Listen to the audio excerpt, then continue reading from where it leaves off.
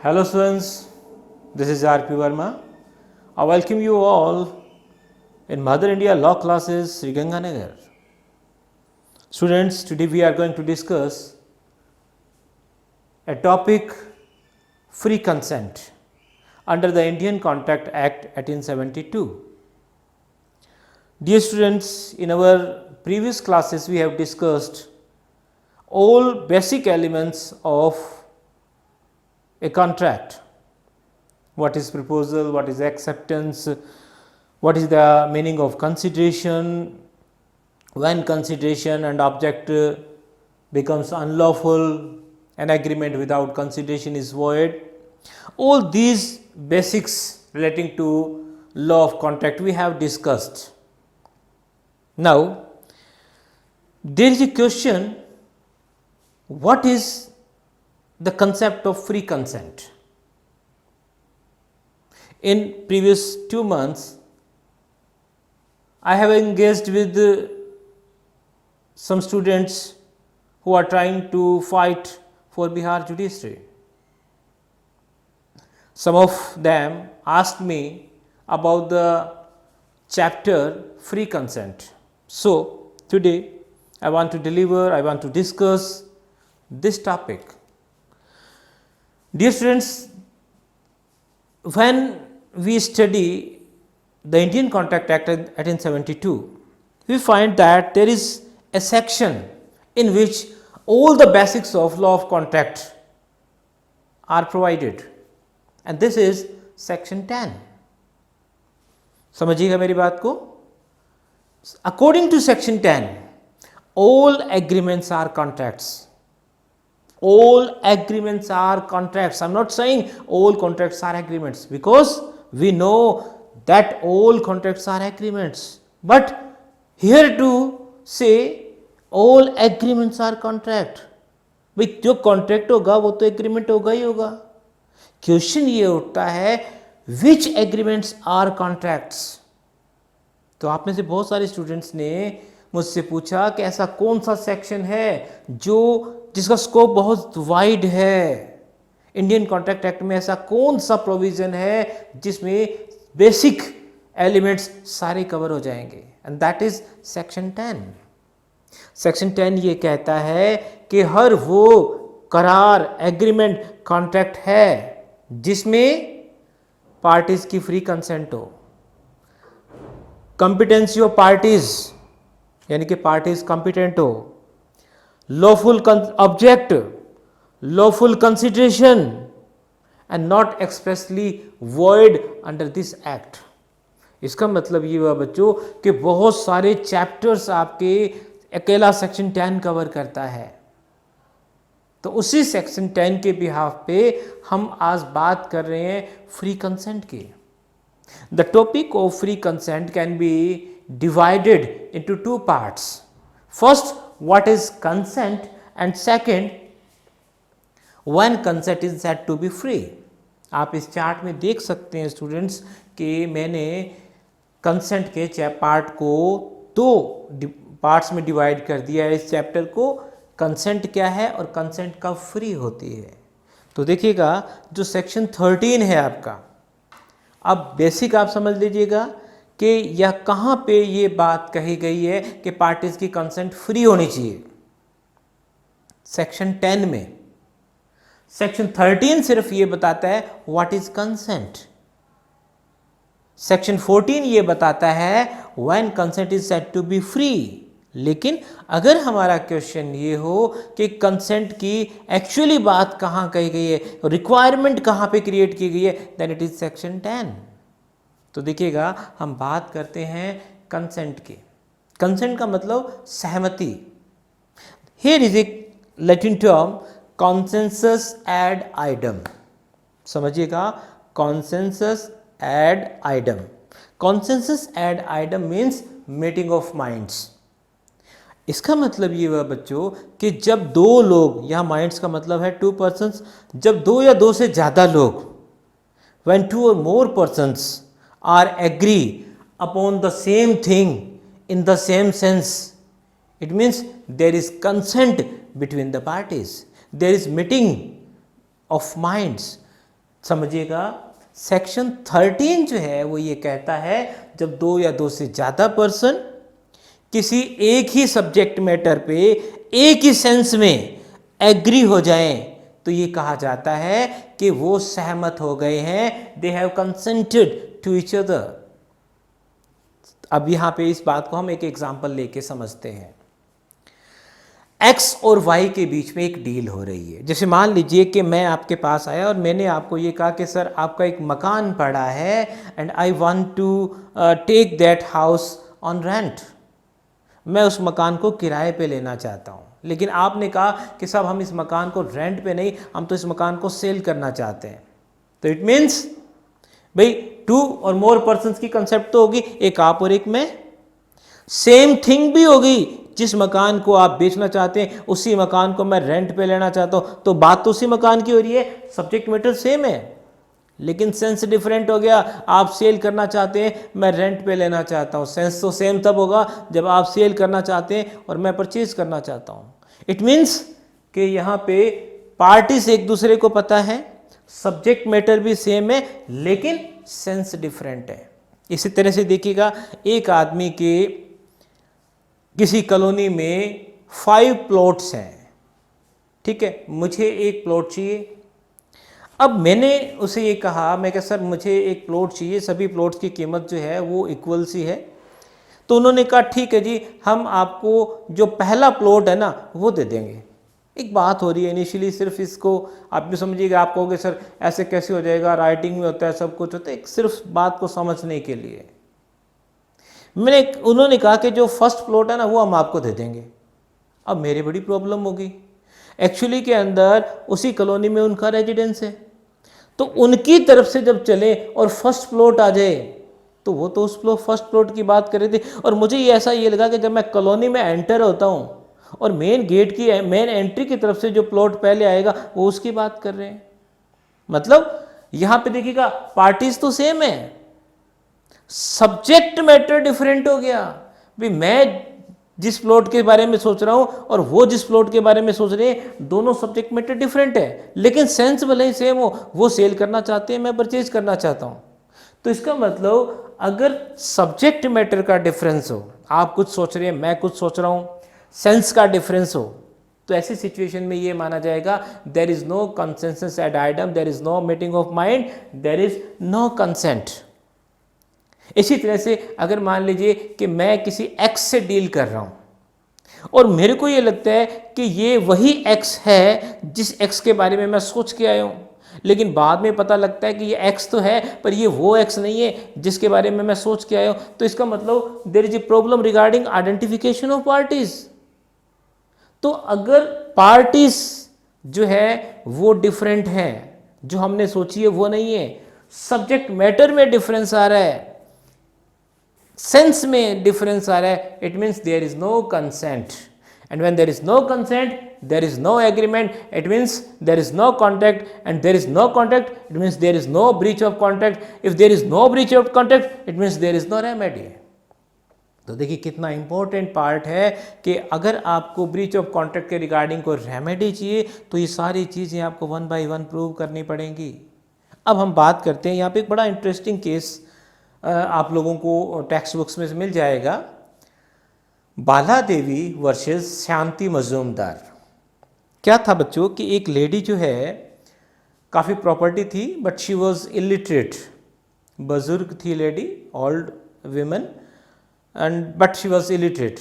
तो उसने एक मैनेजर रखा हुआ था, वो मैनेजर उसी का रिलेटिव, कोई नेफ्यू ऐसा कुछ था, उसका रिलेटिव ही था, बाकी फैमिली में कोई था नहीं। अब क्या है, नेफ्यू ने एक डॉक्यूमेंट साइन करवाया उस लेडी से। लेडी को ये लग रहा था कि नेफ्यू जो है she was signing on A power of attorney. उस लेडी को ये लग रहा था कि जिस डॉक्यूमेंट को वो साइन कर रही है वो एक पावर ऑफ अटॉर्नी है, जिसको अपन मुख्तियारनामा बोलते हैं, जबकि लड़का जो है वो गिफ्ट साइन करवा रहा था। कोई प्रॉपर्टी उस लेडी ने उस बच्चे के, उस लड़के के नाम, अपने मैनेजर के नाम या अपना नेफ्यू जो भी था उसके नाम की, ऐसा कोई गिफ्ट तैयार करवा रहा था। अब आप याद देखिएगा, किसी तरह का कोई क्वेश्चन नहीं है, कोई डर धमकी नहीं है, कुछ नहीं है, लेकिन जब बाद में उस लेडी को ये पता लगता है कि उसने जिस डॉक्यूमेंट को साइन किया था वो एक्चुअल में कोई पावर ऑफ अटॉर्नी एक गिफ्ट डीड था, तो आप सभी कहेंगे कि साहब उस बच्चे ने फ्रॉड किया। तो देखिए बच्चों, भले ही ये केस आपको फ्रॉड का लग रहा है, लेकिन यहाँ पे थोड़ा सा अपने को ये समझना पड़ेगा कि फ्रॉड की जो कंसेप्ट है वो किसी भी चीज़ को, सिविल मैटर्स की बात करें, we are not talking about criminal matters, अगर हम सिविल मैटर्स की बात करते हैं तो फ्रॉड जो है वो उस ट्रांजैक्शन को वॉइडेबल बनाएगा। सेक्शन 19 में पढ़ेंगे कि due to fraud a contract becomes voidable, but if there is no consent there is no agreement. तो इसका मतलब क्या हुआ कि अगर हम ये प्रूव कह देते हैं कि साहब फ्रॉड हुआ है तो वो वॉइडेबल है, फिर कोर्ट में जाओ प्रूव करो। लेकिन अगर कंसेंट में ही प्रॉब्लम है तो आपको फ्रॉड साबित करने की जरूरत ही नहीं है, वो एग्रीमेंट वॉइड एब इनिशियो है, शुरू से ही वॉइड है। आप समझिए कैसे। वो लेडी जो है वो ये सोच रही थी कि she was signing a power of attorney, but actually it was a gift deed. तो यहाँ पे देखिए पार्टीज तो सेम है, एक दूसरे का पता है, लेकिन सब्जेक्ट मैटर डिफरेंट हो गया। एक को पता है कि ये गिफ्ट डीड है, दूसरे को लग रहा है ये पावर ऑफ अटॉर्नी है, तो सब्जेक्ट मैटर डिफरेंट हो गया कि नहीं हो गया। और तीसरी चीज सेम सेंस, वो तो सिर्फ एक अथॉरिटी क्रिएट करना चाहती, कोई ऑनरशिप क्रिएट नहीं करना। तो यहाँ पे थिंग्स यानी कि सब्जेक्ट मैटर भी डिफरेंट हो गया और आपका सेंस भी डिफरेंट हो गया। तो कोर्ट ने यहाँ इस मामले में कहा कि भाई आपको फ्रॉड प्रूव करने की जरूरत नहीं है, क्योंकि लैक ऑफ कंसेंट ये एग्रीमेंट क्या है, वॉइड है। तो ये बच्चों बड़ा एक इंपॉर्टेंट पार्ट था आपका कंसेंट को समझने का। तो कंसेंट के चैप्टर के अंदर अगर हम सेक्शन 13 की बात करें तो कॉन्सेंसस एड आइडम का जो मीनिंग है याद रख लीजिएगा, मीटिंग ऑफ माइंड्स, यानी कि मस्तिष्क मन कुछ ऐसा, मतैक्यता ऐसा कुछ शब्द है, मतैक्यता ऐसा कुछ शब्द है इसका, कंसेंसस एड आइडम का। तो ये आप डिक्शनरी में भी थोड़ा सा देख लीजिएगा। तो ये इस पे क्वेश्चन आपसे कई बार पूछा हुआ है। और सेक्शन 13 के 3 एलिमेंट हैं, 2 और more persons, same thing and same sense. चलिए अब बात करते हैं बच्चों कि कंसेंट तो है, लेकिन वो कंसेंट क्या होनी चाहिए, फ्री होनी चाहिए। अब सेक्शन 14 हमें ये कहता है कि कंसेंट कब फ्री होगी। तो सेक्शन 14 में ये बताया हुआ है, when there is no coercion, there is no undue influence, there is no fraud, there is no misrepresentation, there is no mistake between the parties, the contract is said to be free। यानी कि अगर उत्पीड़न नहीं है, अनुचित प्रभाव नहीं है, कपट नहीं है, मिथ्या वर्णन नहीं है, दुरुपदेशन जिसको बोलते हैं, और भूल नहीं है, तो हम ये मानते हैं कि जो सहमति दी गई है वो स्वतंत्र है।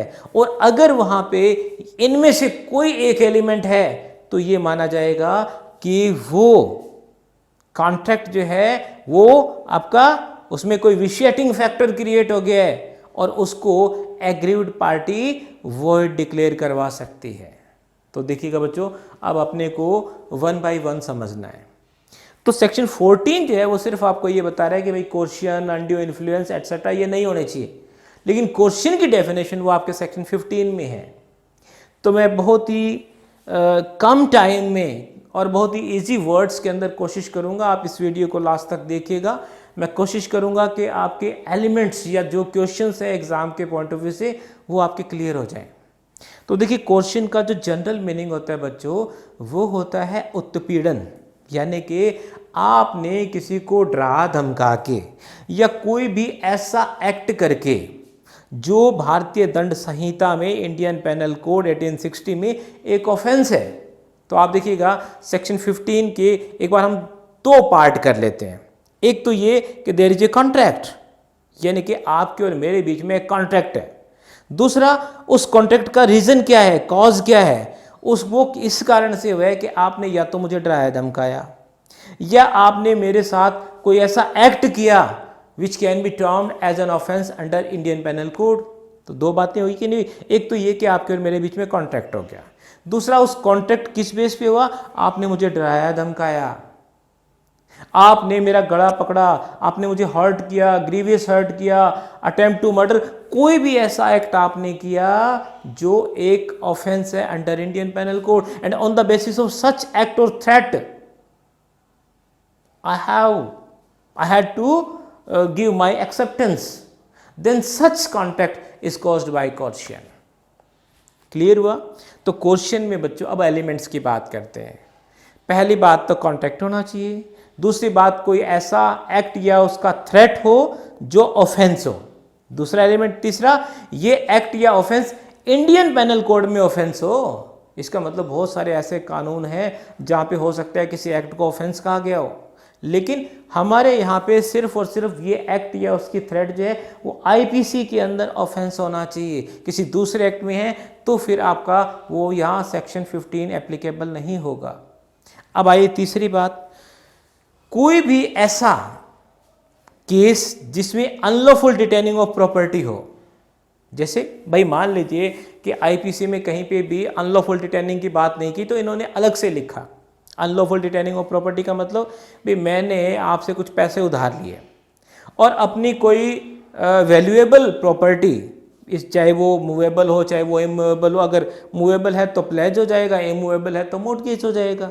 तो मैंने कोई प्रॉपर्टी आपको मोर्टगेज की 1 साल के लिए और 1 साल के लिए मैंने कुछ पैसा उधार लिया, आज मैं विद इंटरेस्ट साल पूरा हो गया मैं वो पैसा आपको वापस कर रहा हूँ, तो इसका मतलब अब आपको वो प्रॉपर्टी मुझे रिटर्न करनी चाहिए, लेकिन आप मुझे वो प्रॉपर्टी देने से मना कर रहे हैं। अब इस बेस पे अनलॉफुल डिटेनिंग ऑफ प्रॉपर्टी होगी, इस बेस पे आप मुझसे कोई और कॉन्ट्रैक्ट कर रहे हैं। जैसे आप ये कह रहे हैं कि साहब आपको ये आपकी ज्वेलरी है ये तो मिल जाएगी या ये प्रॉपर्टी आपको मिल जाएगी, आप हमारा ये काम और कर दो, एक एग्रीमेंट करवा रहे हैं वो मेरे से, और अगर मैं वो एग्रीमेंट नहीं करता हूं उनके साथ तो वो मेरी प्रॉपर्टी मुझे नहीं देंगे। तो ऐसी सिचुएशन में भी ये जो सेकंड एग्रीमेंट मेरा हुआ है इसे अंडर कोर्शन माना जाएगा। तो देखिएगा बच्चों, फिर बता रहा हूं, कॉन्ट्रैक्ट होना चाहिए, कोई ऐसा एक्ट या threat which is an offence under Indian panel code ये होना चाहिए, या फिर कोई अनलॉफुल डिटेनिंग ऑफ प्रॉपर्टी है उसके बेस पे अगर आप कोई कॉन्ट्रैक्ट कर रहे हो तो वो भी हमारा कोर्शन माना जाएगा। अब आइए नेक्स्ट पॉइंट जो एग्जाम के पॉइंट से बहुत ज़्यादा इंपॉर्टेंट है, वो ये है बच्चों कि क्या किसी ऐसी जगह जहाँ पे ना तो इंडियन कॉन्ट्रैक्ट एक्ट एप्लीकेबल होता है ना ही हमारा इंडियन पेनल कोड एप्लीकेबल होता है, ठीक है, इंडियन कॉन्ट्रैक्ट एक्ट जो है और दूसरा आईपीसी दोनों एप्लीकेबल नहीं है, तो क्या ऐसी जगह पे आपको इस सेक्शन का फ़ायदा मिलेगा? तो बहुत सारे एग्ज़ाम्स के अंदर बच्चों ये पूछा गया है कि सिविल लॉज के अंदर ऐसा कौन सा सेक्शन है जिसका एक्स्ट्रा टेरिटोरियल इफेक्ट है। अब देखिएगा आपके सामने एक बोर्ड दिखाई दे रहा है, तो मेरा चौक इस बोर्ड तक ही चल सकता है, तो मेरा चौक चलाने का जो ज्यूरिसडिक्शन है वो ये बोर्ड है। इसी तरह से जो इंडिया की बाउंड्री आपको दिखाई दे रही है, क्रिमिनल मैटर्स में से अगर हम समुद्र में जाएं तो 12 नॉटिकल माइल्स तक आपका क्रिमिनल ज्यूरिसडिक्शन है, और सिविल में अगर बात करें तो समुद्र में 200 नॉटिकल माइल्स 200 समुद्री मील तक ये माना जाएगा कि भारत है। अब क्वेश्चन ये उठता है कि अगर कोई ऐसी कंट्री हो जो भारत का एक पार्ट नहीं है, कोई ऐसी स्टेट है, कोई ऐसी जगह है, वहाँ पे अगर आपके साथ कोई कॉन्ट्रैक्ट हो रहा है तो क्या क्वेश्चन का पॉइंट एप्लीकेबल है? तो बच्चों आंसर होगा यस। कैसे? सेक्शन 15 सिर्फ ये कह रहा है कि अगर एग्रीव्ड पार्टी ये प्रूव कर दे कि उसके साथ जो कॉन्ट्रैक्ट हुआ है वो on the basis of coercion हुआ है, ऐसा कोई एक्ट है या उसकी थ्रेट है विच is an offence under IPC, it doesn't matter in which in that place IPC is applicable और नॉट। समझिएगा कि किसी ऐसी जगह है, चाहे ऑस्ट्रेलिया है, कनाडा है, अमेरिका, कहीं पे भी आप हो, हालांकि प्रोविज़न जो है वो बेसिकली अगर हम बात करें 370 को अमेंड करने से पहले की, तो J&K में इसका प्रॉपर हमें फ़ायदा मिलता रहा है। ये जम्मू कश्मीर में इस 370 में जो अमेंडमेंट हुआ है उससे पहले की बात कर रहा हूँ बच्चों। अगर J&K में मैं किसी होटल में हूँ और वहाँ पे वो मुझे ये कह देते हैं कि भाई आपको हम ये आपका सामान तभी देंगे जब आप हमें 500 और पे करोगे, तो अनलॉफुल डिटेनिंग ऑफ प्रॉपर्टी हो गया कि नहीं हो गया? लेकिन क्वेश्चन ये उठते कि क्या यहाँ मैं क्वेश्चन की बात कर सकता हूँ? क्यों? क्योंकि ना तो हमारा कॉन्ट्रैक्ट एक्ट वहाँ एप्लीकेबल था, ना ही हमारी आईपीसी वहाँ एप्लीकेबल थी। फिर भी बच्चों यहाँ पे आपको सेक्शन 15 का फ़ायदा मिलेगा। कैसे मिलेगा? It is also a part of international law, वो एक अलग मैटर है। लेकिन ये ध्यान रखिएगा सेक्शन 15 जो है इसका एक्स्ट्रा ऑर्डिनरी ज्यूरिसडिक्शन है, एक्स्ट्रा टेरिटोरियल ज्यूरिसडिक्शन है। भारत से परे भी अगर आप हैं, इंडियन है, इंडियन सिटीजन है और आपके साथ कोई कॉन्टैक्ट हो रहा है डरा धमका के, तो आपको सेक्शन 15 का फ़ायदा मिलेगा। क्योंकि जो इसकी लैंग्वेज है बच्चों, उसमें सिर्फ ये लिखा हुआ है कि आपके साथ कोई एक्ट या थ्रेट जो हुआ है वो that must be N offence under IPC. इस बात से कोई फर्क नहीं पड़ता कि उस प्लेस में आईपीसी एप्लीकेबल है या नहीं है। तो ये बात दिमाग में बिठा लीजिएगा। To prove coercion it doesn't matter where, मतलब where is the place, what is the place where IPC is applicable और नॉट। तो place where coercion is caused is immaterial. दोबारा समझ लीजिएगा कि वर्ल्ड में कहीं पे भी अगर आपके साथ क्वेश्चन होता है, इट मीन्स आपका मतलब यू आर एन इंडियन, तो आपको क्वेश्चन का फ़ायदा आपकी गवर्नमेंट दिलवा सकती है उस कॉन्ट्रैक्ट को वॉइड डिक्लेयर करवा के। कैसे होगा ये एक अलग मैटर है। तो ये बच्चों एक क्वेश्चन का पार्ट था। इसके अंदर भी हमें ये ध्यान रखना है कि हर बात क्वेश्चन नहीं होती।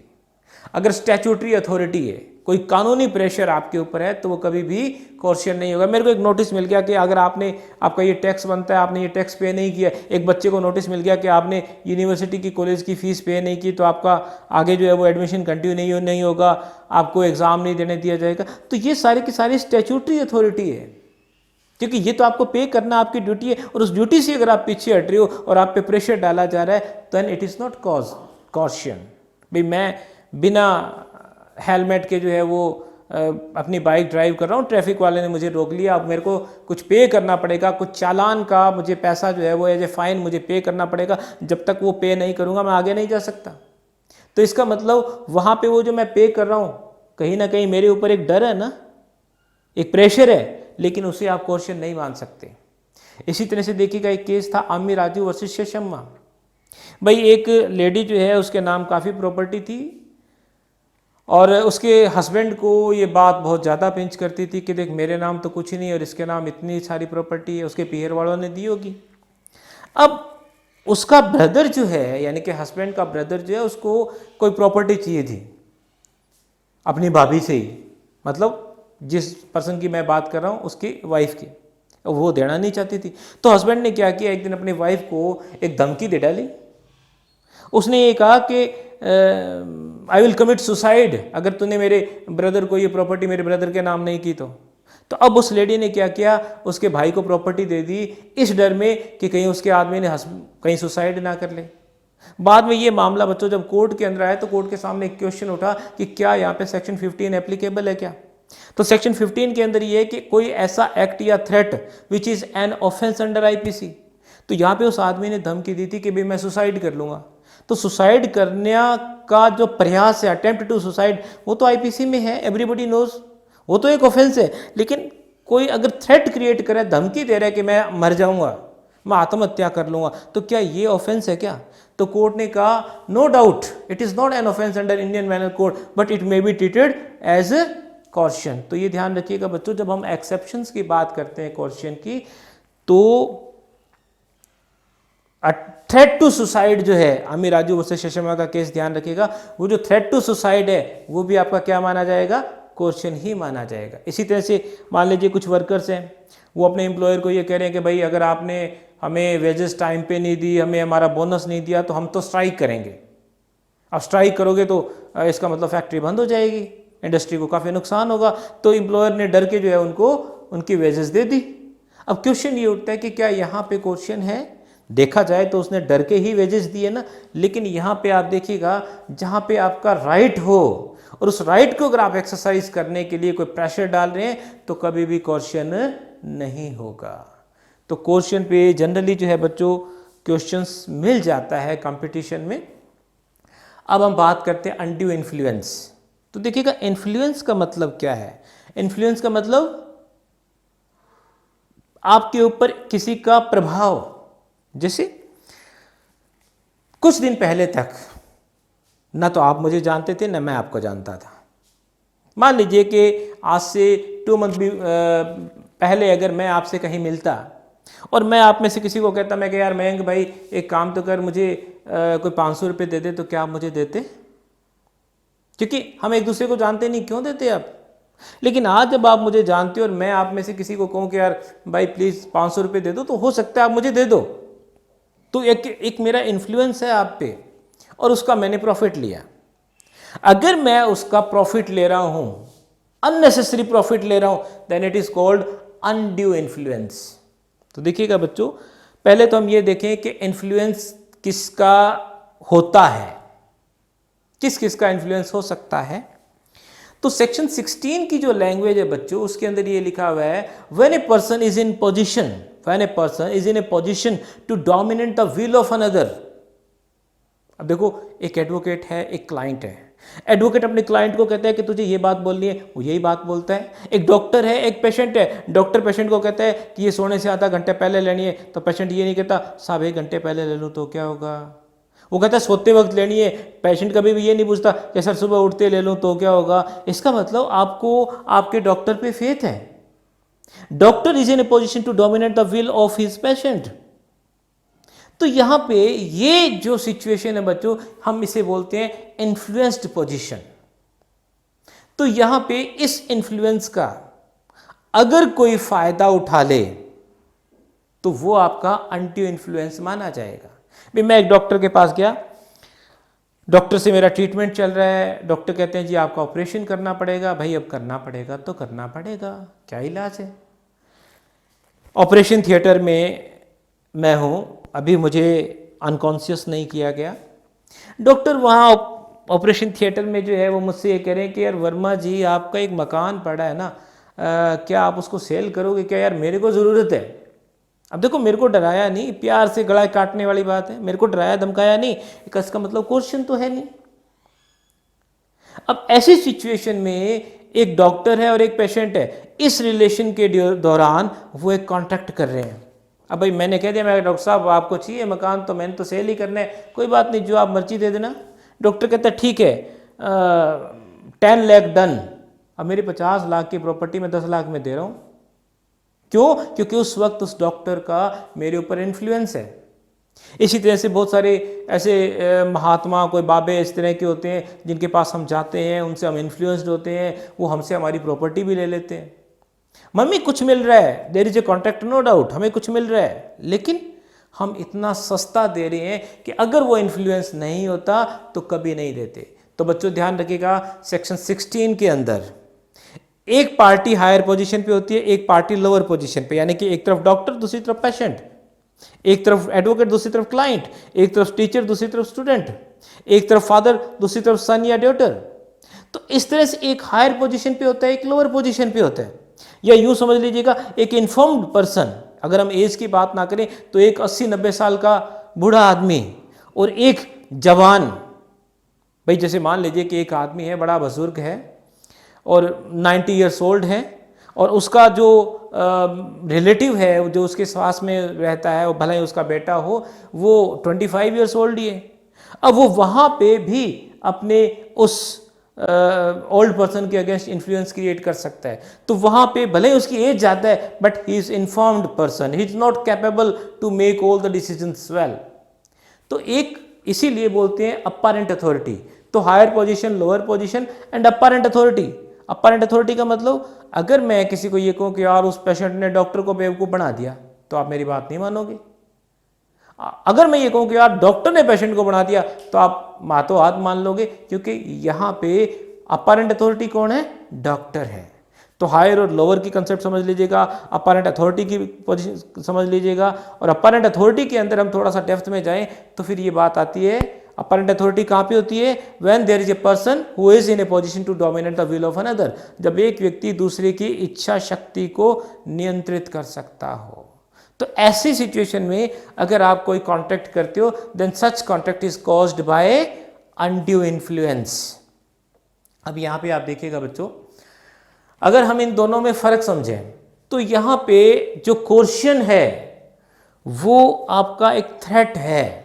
इसके अंदर पार्टीज में रिलेशन शो, भाई एक पड़ोसी भी दूसरे पड़ोसी के साथ क्वेश्चन कर सकता है, एक दोस्त दूसरे दोस्त के साथ कर सकता है, एक नॉन किसी अननोन के साथ कर सकता है, कोई रिलेशन साबित करने की जरूरत नहीं है। जबकि यहाँ पे अनड्यू इन्फ्लुएंस में आपको फिड्यूशियरी रिलेशनशिप साबित करनी पड़ेगी। फिड्यूशियरी रिलेशनशिप समझिएगा, फिड्यूशियरी रिलेशनशिप जो है इसका मतलब क्या है? विश्वास का संबंध। अब देखिएगा, इसको अपन एक एग्जांपल से समझते हैं। भाई एक बेटी जो है वो अपने फादर के पास गई कि भाई आपके दामाद ने एक घोड़ा खरीदना है, क्योंकि उसके फादर का कोई घोड़ों का बिजनेस था। तो फादर ने कहा कि भाई मेरे पास बहुत सारे घोड़े हैं, एक घोड़ा जो है वो मैं दामाद को दे देता हूँ। ये गिफ्ट का मामला नहीं था, लड़की जो है वो एक घोड़ा खरीदने गई थी। तो फादर ने एक ब्लैक कलर का हॉर्स जो है वो बेटी को दे दिया, और जो वाजिब सी कीमत थी वो कीमत भी बेटी ने पे कर दी, जो जितना फादर ने कहा था। अब वो घोड़ा घर पे आ गया, पता लगा कि घोड़ा तो बीमार है, वो तो घोड़ा दौड़ ही नहीं सकता। अब क्वेश्चन यहाँ पे ये उठता है कि क्या यहाँ पर अनडू इन्फ्लुएंस हो सकता है? क्योंकि देखिए फिड्यूशियरी रिलेशनशिप का मतलब हायर एंड लोअर, भाई डॉक्टर और पेशेंट। भाई क्या पेशेंट कभी डॉक्टर से पूछता है कि डॉक्टर साहब आप जो मेडिसिन दे रहे हो, अगर वो मैं ना लेऊँ, लेट हो जाऊँ तो क्या होगा? जैसा डॉक्टर कहता है वैसा पेशेंट करता है, जैसा एडवोकेट करता है वैसा क्लाइंट करता है, क्योंकि उसको विश्वास है, इसीलिए तो विश्वास का रिश्ता है।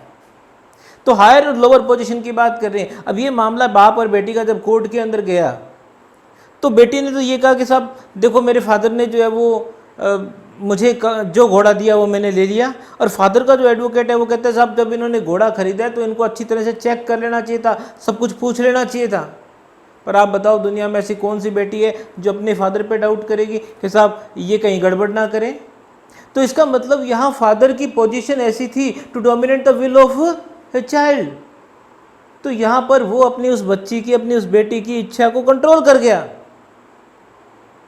और बेटी ने घोड़ा खरीद लिया। तो इस तरह की जो सिचुएशन है बच्चों, वो अनड्यू इन्फ्लुएंस की है।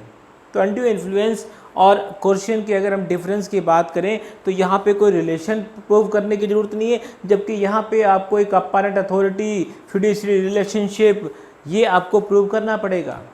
कोर्शन के अंदर आपको डरा धमका के 10 रुपये की चीज़ अगर 15 रुपये में ले ली गई है, मतलब कोर्शन में आपको कंसिडरेशन ज़्यादा मिला है, तो भी कोर्शन है ना, क्योंकि आपकी कंसेंट फ्री नहीं थी।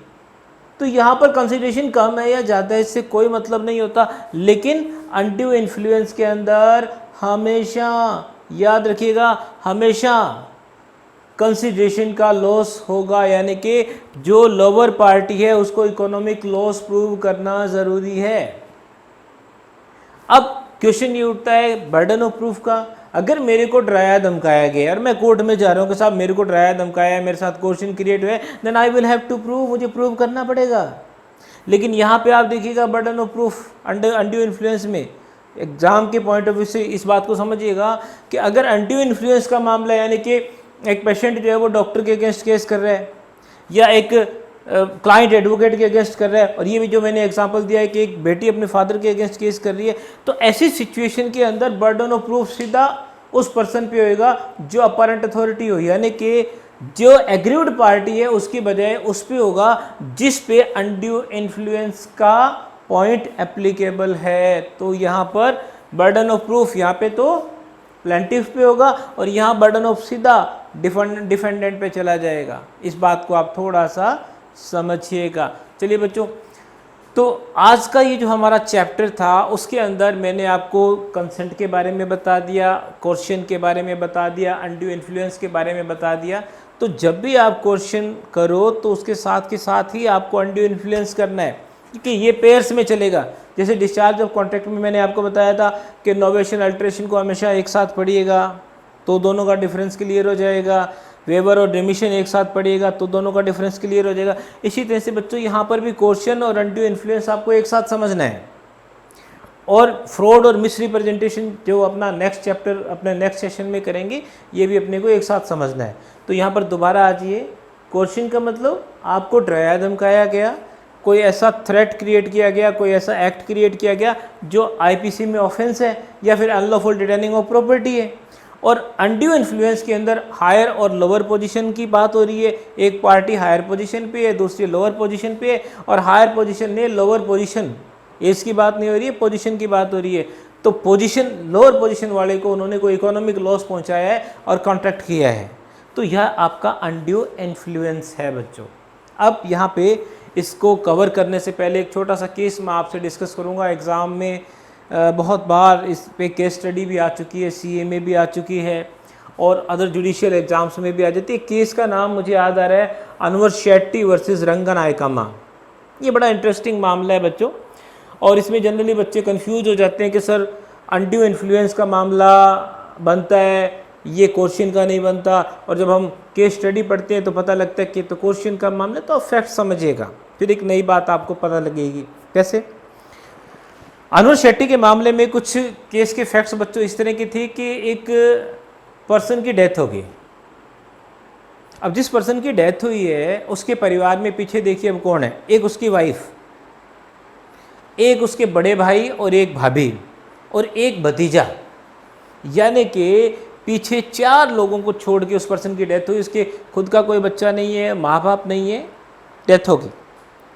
अब घर में बॉडी है, क्रीमेशन करना है, संस्कार करना है, तो ऑब्वियस सी बात है भी जो घर में बड़ा भाई है वही काम करवाएगा सारा, क्योंकि जिसकी डेथ हुई थी उसकी शादी अभी थोड़े टाइम पहले हुई थी। अब यहाँ पे प्रॉब्लम ये आई कि क्रीमेशन कौन करवाए भाई, अकॉर्डिंग टू कस्टम्स जो है वो लेडी उसको अलाउ नहीं किया गया।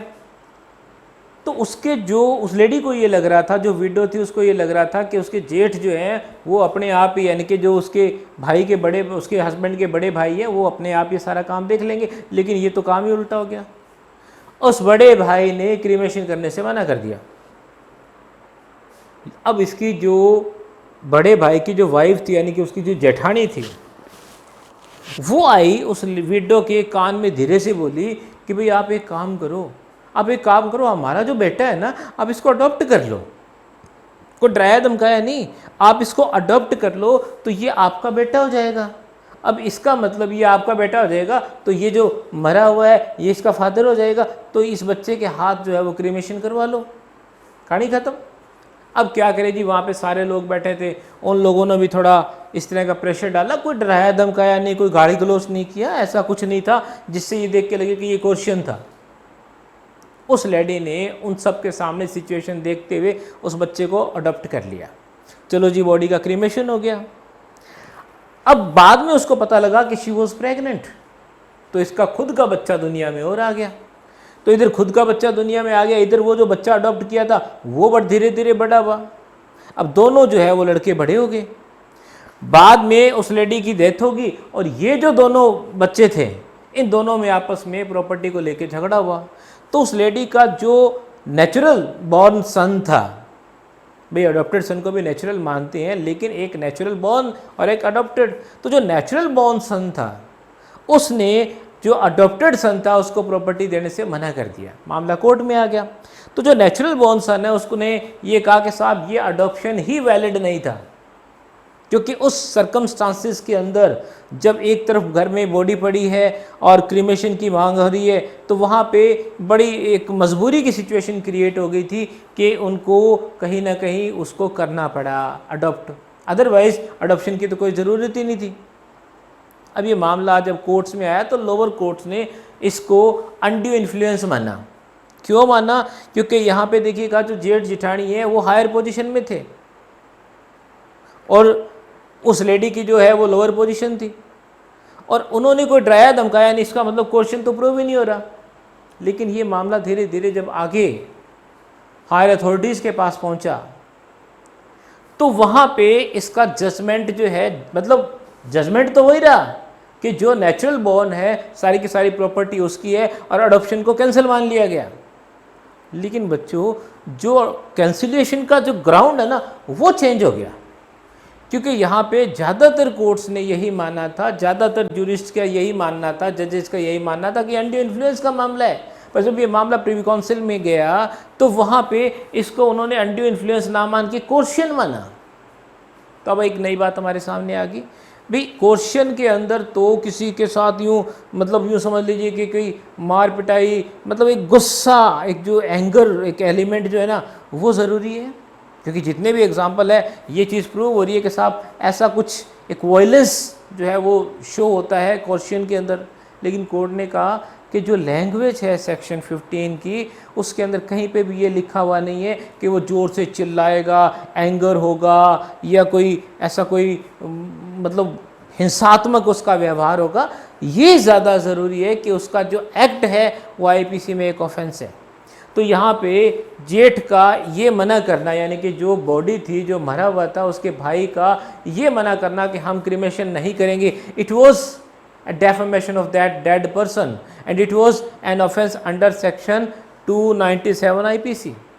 तो इसका मतलब वो जो एक्ट उन्होंने किया था वो एक्चुअली में एक ऑफेंस माना गया आईपीसी के अंदर, और उसके बेस पे ही तो आगे डील हुई थी और एक बच्चे को अडॉप्ट किया गया। तो the case was caused by coercion, not by undue influence. तो यहाँ पर बच्चों इस केस से एक बात सामने आ गई कि आप कोई भी ऐसा एक्ट कर रहे हैं, कोई भी ऐसा थ्रेट कर रहे हैं जो आईपीसी के अंदर ऑफेंस है, तो इससे कोई फर्क नहीं पड़ेगा कि आपने एक्चुअल में आपके वर्ड्स जो है वो ऐसे थे कि सामने वाला डर जाए, ऐसे थे कि सामने वाला जो है वो मतलब कांपने लगे, ऐसा कुछ नहीं है। आप प्यार से भी अगर बात करते हैं, लेकिन अगर आपका वो एक्ट या उसका थ्रेट ऑफेंस है तो कोर्शन है। अब एक लास्ट हम एग्जाम्पल और देखते हैं आज की इस क्लास का, फिर हम नेक्स्ट क्लास के अंदर फ्रॉड, मिसरिप्रेजेंटेशन और मिस्टेक कवर करेंगे। एक मामा और भांजा दिल्ली से गंगानगर आ रहे हैं ट्रेन में। समझिएगा, मामा और भांजा दिल्ली से गंगानगर ट्रेन में आ रहे हैं। अब रास्ते में जो है वो भांजे ने अपने मामा को ये कहा कि मामा जी ये देखो, मैंने दिल्ली से एक सेल फोन खरीदा है। गंगानगर में तो ये 20,000 से कम नहीं है, लेकिन मैंने दिल्ली में सिर्फ 12,000 का खरीद लिया। मामा ने कहा यार ये तू सेल फोन मुझे दे दे। भांजे ने मना कर दिया कि मामा जी इस बार तो नहीं देता, अगली बार गया तो मैं आपके लिए भी ले आऊँगा। अभी बड़ी प्रॉब्लम होगी। मामा को गुस्सा आ गया कि भाई उसको मना कैसे कर दिया। मामा जो है उसको चलती हुई ट्रेन में गेट के पास ले गया, ट्रेन में आ रहे थे दोनों, गेट के पास ले गया और उसको ये कहा कि अगर तेने ये सेल फोन मुझे नहीं दिया तो मैं तुझे इस ट्रेन से धक्का दे दूंगा। अब बताओ ये क्या है? क्या ये कोर्शन है? क्या ये अनड्यू इन्फ्लुएंस है?